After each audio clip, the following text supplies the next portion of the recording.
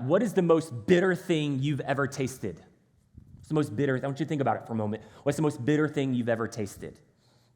My mom, growing up, she cooked us Brussels sprouts like twice a week. Those things, at least the way, I'm sorry, Mom, but the way my mom made them, they were horrible as a child.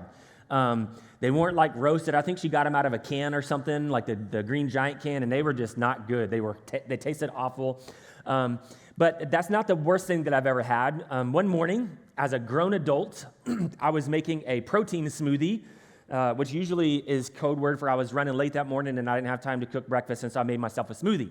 And so I get up and I'm making my smoothie and I grab all my supplies, right? And I'm kind of making sure it's good. And I'm the type of, if you're a smoothie person, you probably know this. It's probably not the best for you because they say fruit has too much sugar and all the things. But I can't have a smoothie without a banana in it. There's something about the banana in the smoothie that just makes it. It brings it all together. It's like Trinitarian thing that's happening on in the smoothie.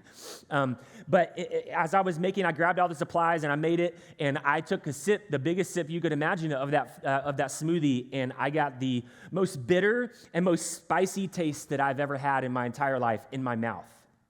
And Lindsay came into the kitchen. She's like, "What is going on?" And what happened was I grabbed the strawberries and the banana, and I grabbed what I thought was banana. It looked like sliced banana frozen in the freezer.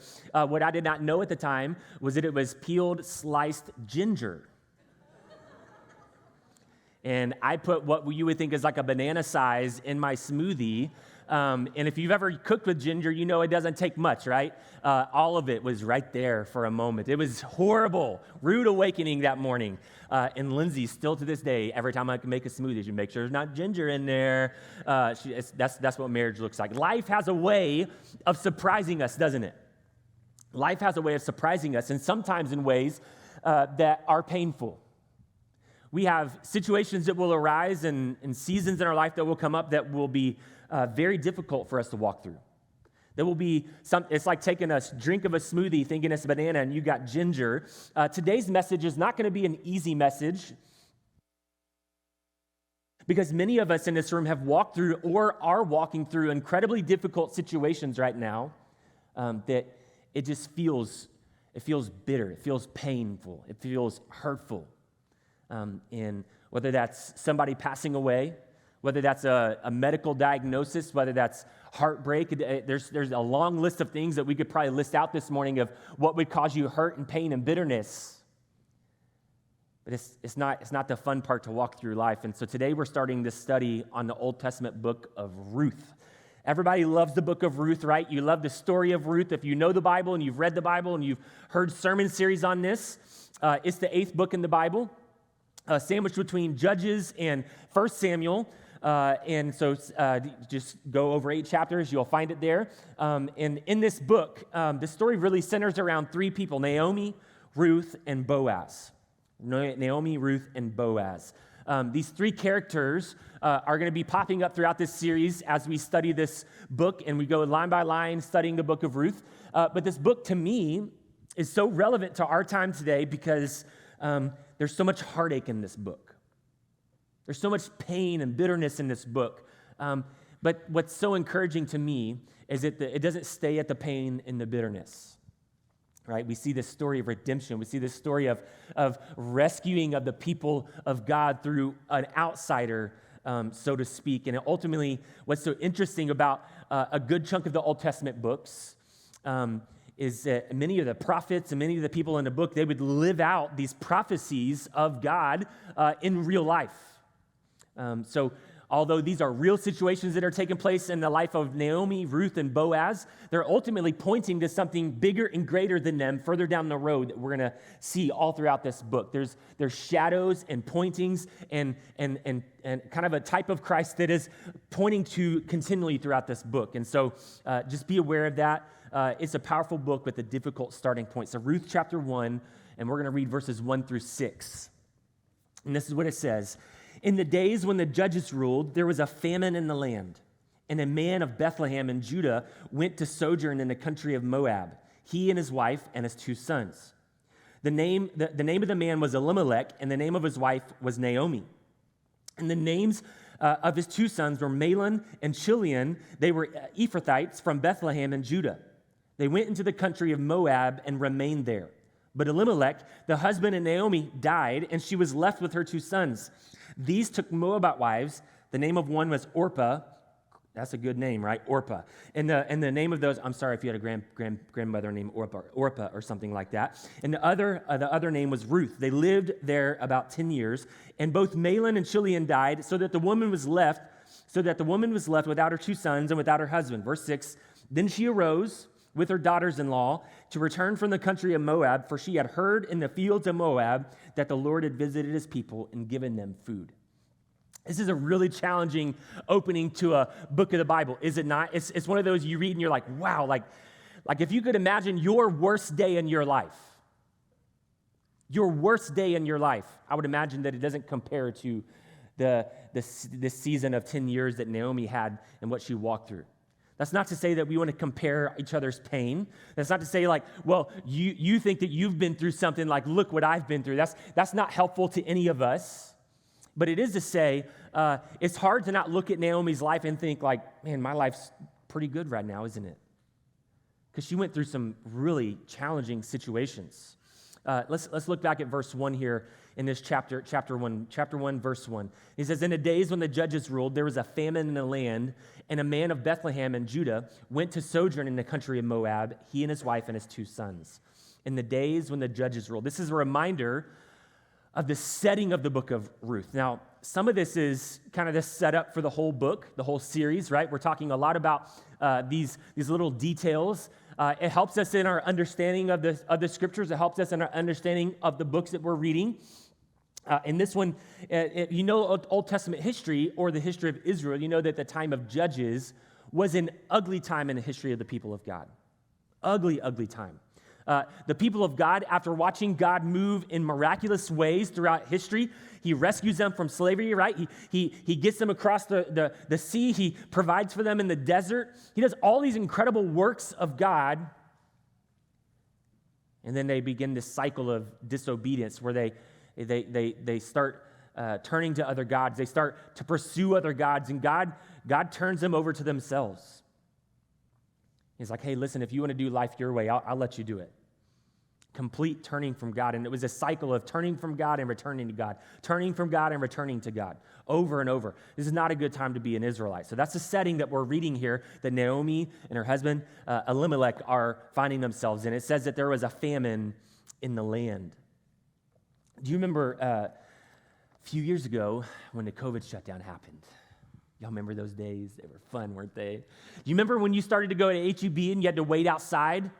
You remember those days? You had to wait in line. They only let a certain amount of people in the store. And this is not a political thing, but like it was frustrating, right? You go to the store and you realize like I have to just get what's available. You ever had to describe that to like a 4-year-old? It doesn't go very well. It's like, sorry, they didn't have the exact peanut butter that you wanted for your sandwich, but this is all they had available, right? You just had to grab what was there, and it's like you're just grabbing stuff. People are hoarding toilet paper and paper towels and all the chaos, right? And you just, this feeling of like chaos. And we thought we had it so bad.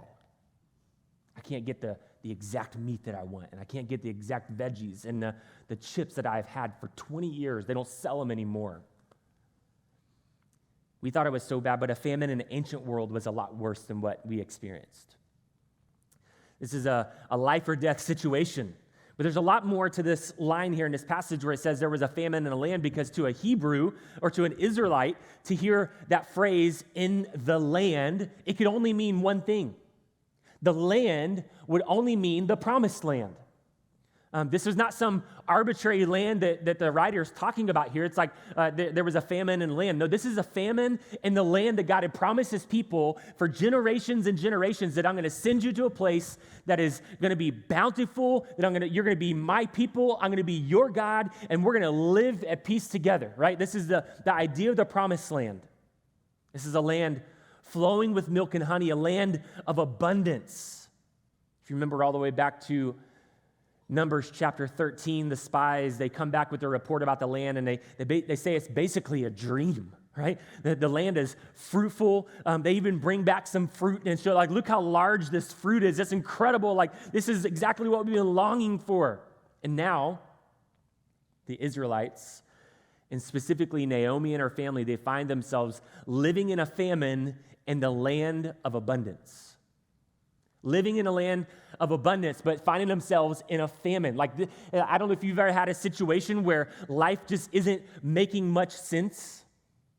Seems like nothing's going right in your life. Anybody ever had those seasons before?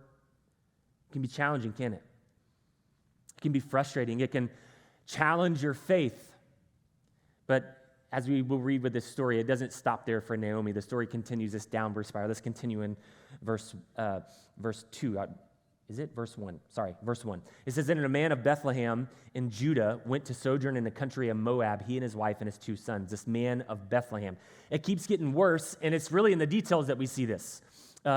Bethlehem is an important city in the history of the people of God.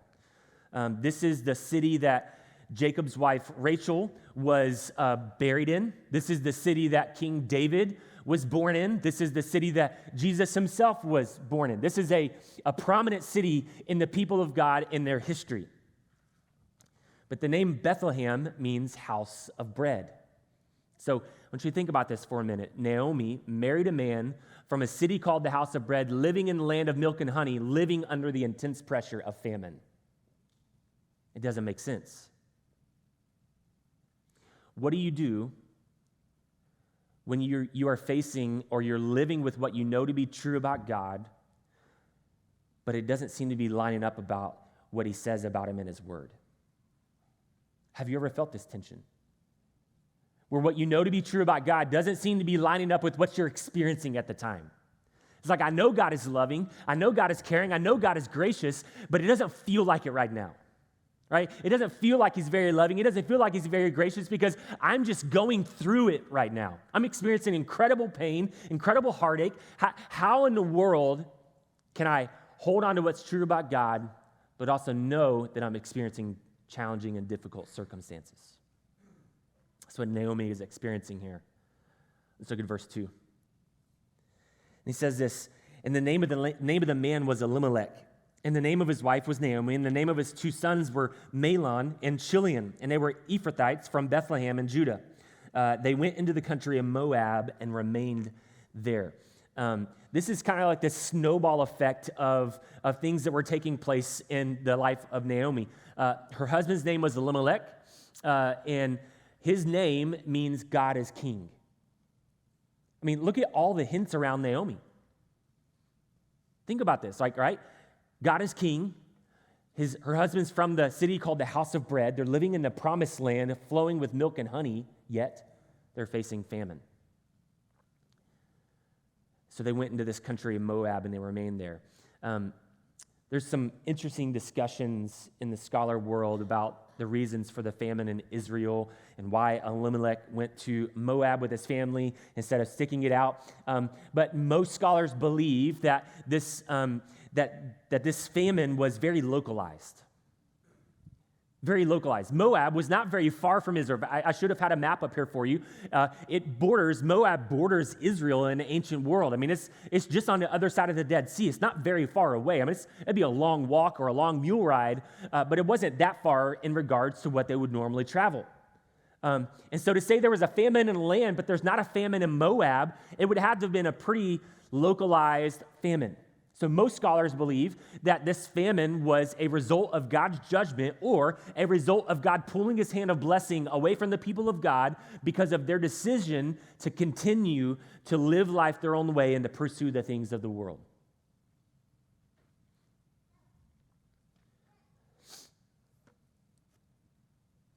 This is for their disobedience. You think about going back again to the judges. They did what was right in their own eyes instead of what was right to God. And so this disobedience, this is a good reminder to us in our new covenant that sin still matters to the Lord. Sin still matters to the Lord. Yes, we've been given grace. Yes, we have lived under the new covenant. But sin still matters to the Lord. It cost him so much. It cost him his son. And God pulls his hand away from the people of God. and a famine strikes the land while they're living in a land of abundance. Now, I want to be careful here to not make the text say something that it's not. But if God's judgment was on the people for their disobedience, I wonder, this is me talking, not the scripture talking, me talking my thoughts. I'm kind of sermon processing with you here this morning. I wonder how long it would take for the people to turn away from their sin and pursue the Lord instead of pursuing the things of the world. How long would it take them? I mean, think about this desire to have food and this desire to feed your family, and it's pretty obvious why we're not having the fruitful abundance of our harvest like we usually do. It's because we've been pursuing the things of this world. We've been pursuing other gods. How long before we turn to the Lord? Now, here's what can happen sometimes is that we can find ourselves like Elimelech. Instead of repenting in our own lives and turning away from the things that are holding us back, and I do believe that the Lord will pull his hand of blessing off of us at times because of our disobedience towards him. Some might see that as manipulation. Some might see that as a controlling or overbearing Lord or Savior. But I see it that the Lord cares deeply about our hearts and our soul and the direction that we're going. Instead of repenting and turning from our ways, we can run off and take matters into our own hands and, so to speak, take off to Moab ourselves. And I don't know if you've had this experience, but I know that when I've tried to control my own life and I've tried to take matters into my own hands, it never turns out well for me. It never turns out good. I usually make a big mess of my life when I take it into my own hands. For Elimelech and his family, they go off to Moab, and it would have to have been some desperate measure because Moab was not this loving city towards the people of Israel. Moab was seen as not an ally of Israel. These people were barred and banned from even entering the assembly of the Lord. To go into the tabernacle, they weren't even allowed to go there. They weren't allowed to worship God in that way. These were descendants of Lot and his daughters. If you know that story, you're like, nope, we don't want to read that story. These are people that have been rejected in a sense by the Lord. They could live near. It wasn't like they were completely evil, but this is not a place that you would go if you were an Israelite. And so what does this mean to you, for us? I think it begs a question. Where do you go, or what do you go to when things don't seem to be going well in your life? Where do you go, or what do you go to when things don't seem to be going very well in your life? We could probably have a list of things that we put up on the screen this morning. Maybe your go-to is to have a glass of wine in the evening. You have a rough day, and what's your first go-to? It's like, well, I've had a rough day, I just need a glass of wine. I'm not saying that you cannot enjoy the freedoms that you have as a follower of Jesus, but I'm saying, what's your go-to? Is it to go to social media and to rant? I've had a bad day, so I'm going to go to social media and I'm going to subconsciously talk about somebody that everybody knows, but they think that I think that they don't know who I'm talking about. Or maybe it's like what I do, is I go into control mode. When things aren't going well, I go into control mode where life isn't turning right, so I'm going to tighten things down, I'm going to bring things back into my control. As a follower of Jesus, what should it be, though? When things are not going our way, when we find ourselves in pain, what we should be doing is leaning into him even more. Is it true for us? Is that what we're doing? Let's look at verse 3.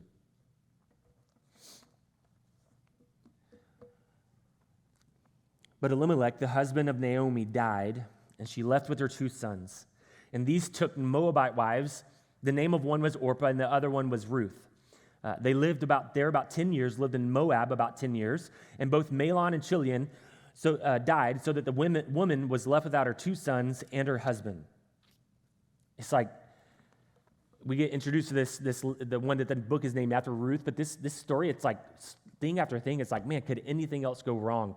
I don't know if you've ever had something like a season in your life, or maybe even a day, where so many things go wrong, all you can do is laugh. Anybody ever had those days?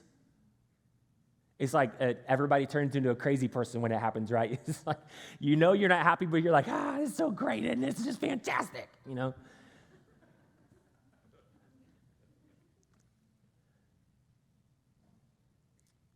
So Naomi, you thought her rough go was over. It's not. She goes to Moab. Her husband dies. That's horrible, but now her 2 sons die as well. You can start to see that Naomi and Elimelech's dream of what it was going to look like to control their life and to take matters into their own hands is not turning out the way that they thought it would. Now, usually in our lives, what we know to be true, but we have a hard time accepting, is where we usually run with these dreams. We think it's going to turn out one way, and it turns out another way, and they're usually a lot farther apart than what we think they could ever be. Now, in this story, culturally, there's a lot going on. They're living in this foreign land, and as an Israelite, to die and to be buried in a foreign land was seen as the ultimate form of punishment. I mean, think about this. If Elimelech and Naomi, if they left Israel, instead of pursuing the Lord and asking for forgiveness and pleading and interceding on behalf of the people, they take off to this other land because they take it into their own control. Now they find themselves like, hey, I'm living in this other land. Now dying and being buried in another land, it's this form of punishment. And now Naomi is seen as the head of her house. I bet she didn't see this coming, did she? I want you to notice the wording here back in the same verse. It says, the husband of Naomi died, and she was left with her 2 sons.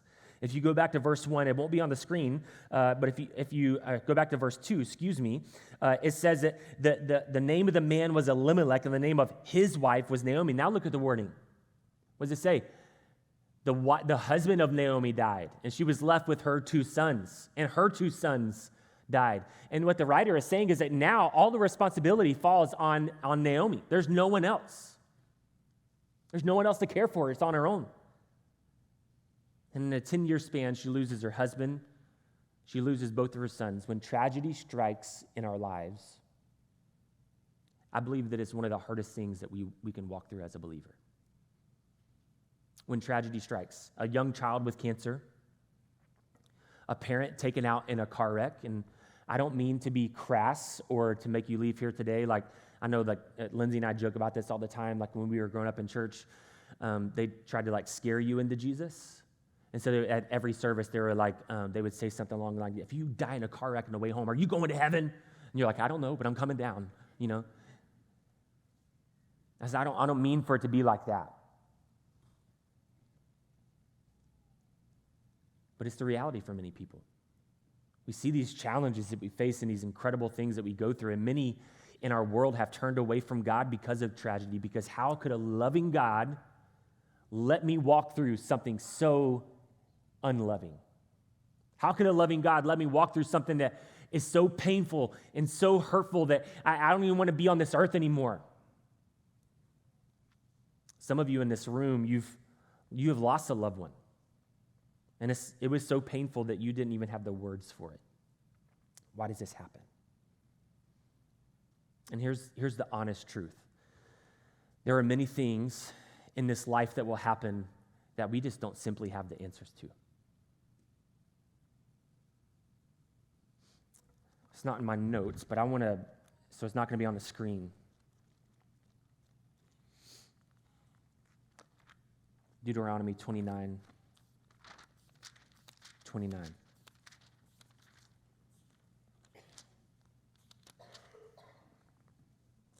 Listen to what it says. And I feel like this is a God moment for someone in this room that's walking through a really painful situation.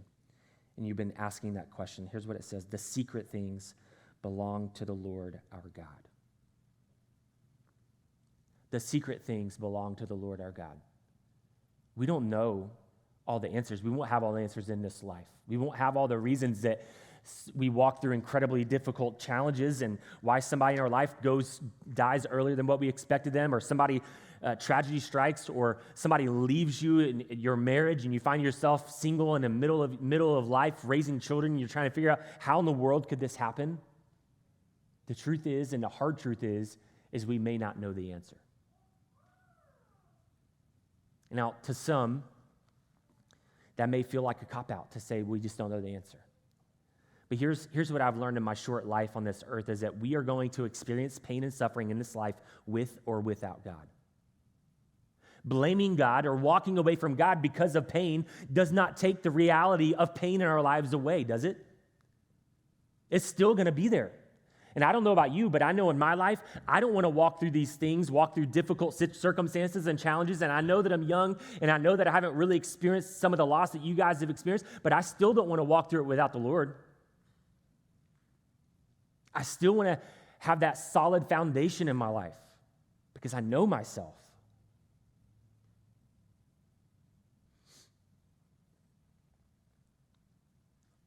For the follower of Jesus in the middle of your suffering, are you relying on the comfort of the Good Shepherd? Are you leaning into him? Now, here's the flip side to all this pain and all this bitterness and all these challenges, because what we don't know is God is doing something in the background of all these stories. Don't you think about the story of Naomi and Ruth? We live with this very limited view of God's overall plan and purpose of our lives. If you were to ask Naomi at this time, hey, is this how you thought your life would go? I bet she would answer clearly, absolutely not. I would never wish this on anybody. But as we read this story thousands of years later, and we go chapter by chapter over these next few weeks, we're going to look at it and we're going to see, we can see God's hand in the middle of it, can't we? We can see God's redemptive plan in the middle of somebody's pain and suffering. And I think the question that we need to be asking ourselves in the middle of our own suffering, in the middle of our own pain, in the middle of our own tragedy is, am I looking for the hand of God in the middle of what I'm walking through? A couple of really helpful, clarifying questions that you can ask yourself in the middle of these difficult situations is, God, what are you trying to teach me in this? What are you trying to teach me in the middle of this? Ask the Lord to reveal himself to you. God, will you show me where you're working where I don't see it? Asking clarifying questions to the Lord, because we know that he's working, we just can't see it. We live with that limited view of our lives, but thousands of years later, we can see God working in her life. Can we see him working in ours?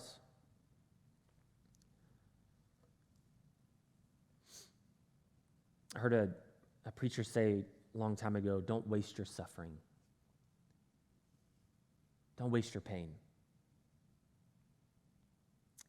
The Lord will use those situations to break us, to shape us, to mold us. But many times, he's using those to teach us. Let's look at verse 6. And then she arose with her daughters-in-law to return from the country of Moab. For she had heard in the fields of Moab that the Lord had visited his people and given them food. Now, Naomi, she left Israel, right? She lost her husband. She lost her 2 sons. She's returning without all 3 of them. In our culture, we love a good underdog story. Any Longhorn fans in the room? I saw a lot more Longhorn fans on social media yesterday than I have in the last 10 years. Right? I think everybody but Bama fans was cheering for Texas because we're tired of Nick Saban, right? Just please take him out, make him retire. We love a good underdog story, right? That's one of the things we love about March Madness and college basketball. You see these no-name schools, you're I never even heard of that college, but they're winning and it's cool. They go from the bottom to the top. They go from empty to full. But the harsh reality is that the brokenness of our lives is that sometimes we go from full to empty. It's the opposite. It's the opposite. It's a reversal of the stories that we love. Naomi's story could be your story. And I'm not saying that it's going to be the same situations, but you resonate with the pain that Naomi is experiencing because you are walking through the pain or you have walked through the pain. And here's what I believe is that over these next few weeks in this series, we're going to walk away with a new perspective on the suffering that we walk through in this life. And not only that, but you're going to see how God is working in your life through your pain. And I want to jump ahead for a moment to verse 19 of chapter 1. And we'll come back to the rest of chapter 1 next week, but I want us to take some note of Naomi's response when she comes home. So powerful. So the two of them went on until they came to Bethlehem. And when they came to Bethlehem, the whole town was stirred because of them. And the women said, "Is this Naomi?" And she said to them, "Do not call me Naomi, call me Mara, for the Almighty has dealt very bitterly with me. Very bitterly with me. I went away full, and the Lord has brought me back empty. Why call me Naomi when the Lord has testified against me and the Almighty has brought his calamity upon me?" So Naomi returned, and Ruth the Moabite, her daughter-in-law, with her, who returned from the country of Moab, and they came to Bethlehem at the beginning of the barley harvest. Can you feel the pain she's experiencing here? She's expressing, "Call me Mara." This word Mara means bitterness. Have you ever had pain in your life so much that you felt bitter?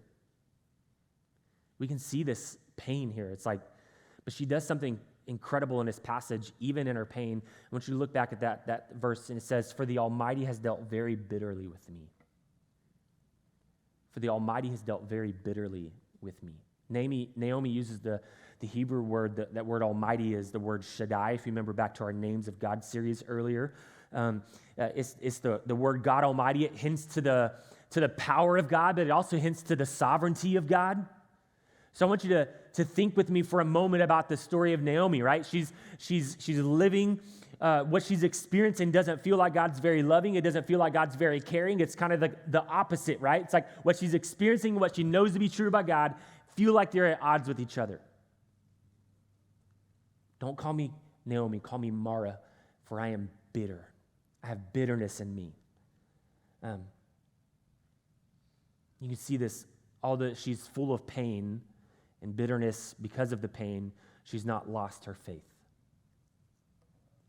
And here's something that I think is so important in our modern ways. I think we've lost the gift of this, is that lament and faith can coexist in the same season. Lament and faith can coexist. It's one of the reasons I love to read the Psalms.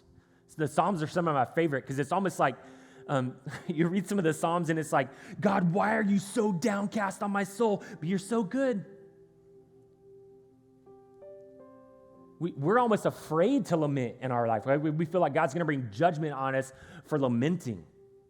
The scriptures are full of lament, of people just like, "God, it doesn't make sense.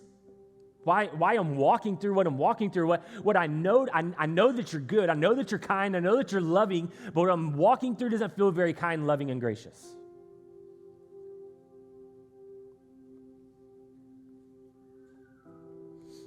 What do you do when you find yourself in so much pain that you feel bitter?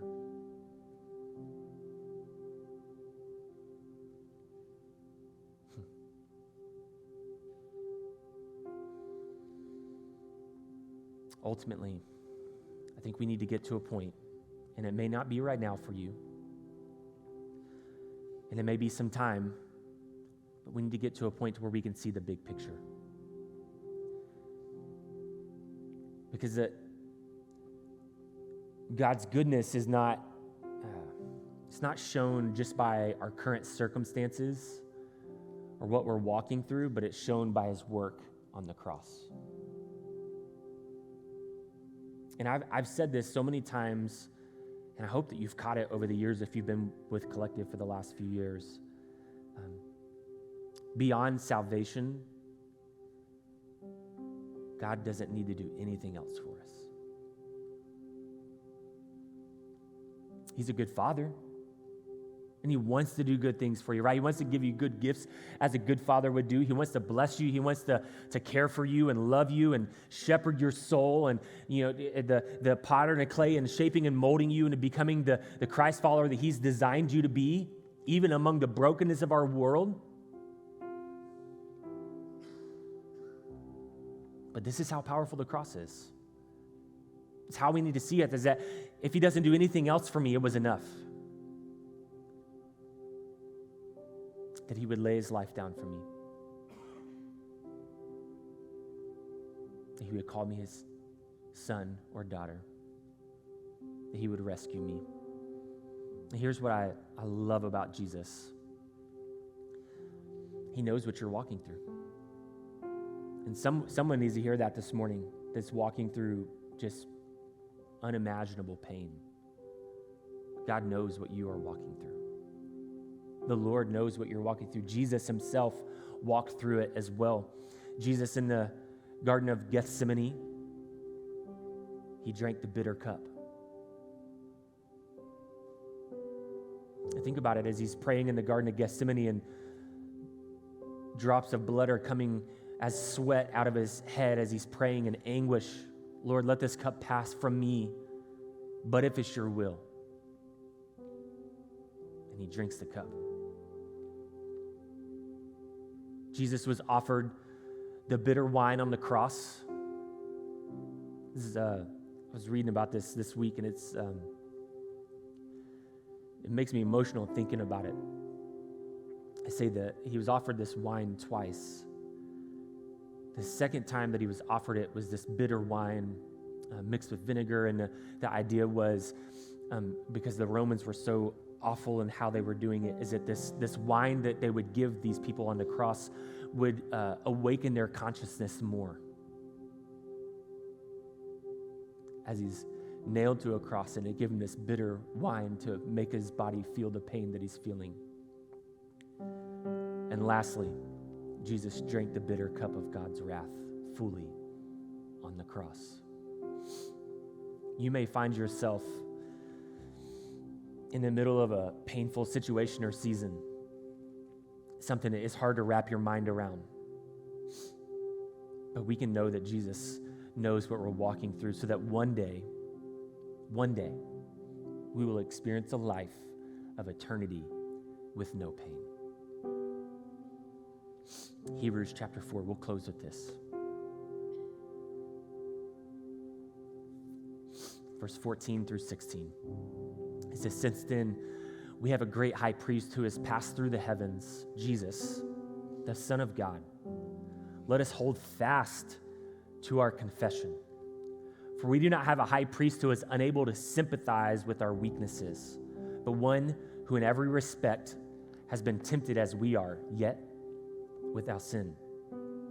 Let us then with confidence draw near to the throne of grace, that we may receive mercy and find grace to help in time of need. That's our Jesus. I want you to bow your heads with me this morning.